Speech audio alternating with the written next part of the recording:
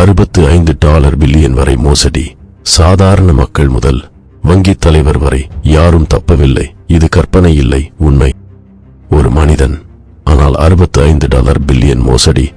உலகின் மிகப்பெரிய நிதி மோசடி இது. அதுவும் யாரும் சந்தேகிக்காத ஒருவர் செய்த வேலை.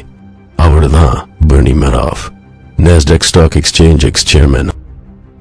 பெர்னார்ட் லாரன்ஸ் மேடாஃப் 1938 நியூயார்க்கில் பிறந்தார்.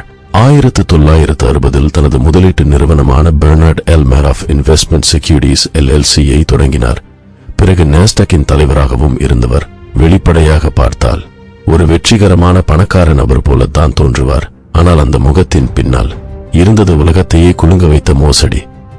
1960 Bernard L Madoff investment securities LLC என்ற நிறுவனம் தொடங்கி அவர் சொன்னது, இது ஒரு முதலீட்டு நிறுவனம் என்று.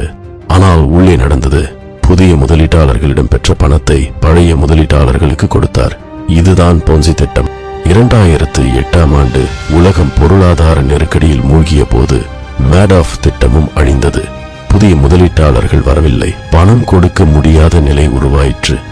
அதுதான் அவருடைய மகனே போலீசில் புகார் செய்தார். 2008 டிசம்பரில் கைது செய்யப்பட்டார் பெர்னி மேடாஃப். சுமார் $65 பில்லியன் வரை நஷ்டம் ஏற்படுத்தியதாக குற்றம் சாட்டப்பட்டது. அதிக வியாபாரிகளும் சாதாரண மக்களும் நம்பிக்கையை இழந்தனர். முடிவில் 150 ஆண்டுகள் சிறை தண்டனை வழங்கப்பட்டது. சிறையில் 10 வருடங்களுக்கும் மேல் கழித்தார். 2021 பெர்னி மேடாஃப் சிறையிலேயே இறந்தார். அப்போது அவருக்கு வயது 82. அவரின் மரணத்தாலும் பலருக்கு இழந்ததை திருப்பிக் கொடுக்க முடியவில்லை. இன்று வரை அவரால் ஏமாற்றப்பட்டவர்கள் எண்ணிக்கை ஆயிரங்களாகவே இருக்கின்றது. இந்த வீடியோ உங்கள் சிந்தனையை உண்டாக்கி இருக்கிறதா? அப்படி என்றால் லைக் செய்யவும், ஷேர் செய்யவும் மற்றும் The RGB Hub சேனலை சப்ஸ்கிரைப் செய்ய மறக்காதீர்கள். உண்மையை பேசும் நாங்கள் நிழலில் மறைந்த கதைகளை தொடர்ந்து உங்களிடம் கொண்டு வரப்போகிறோம்.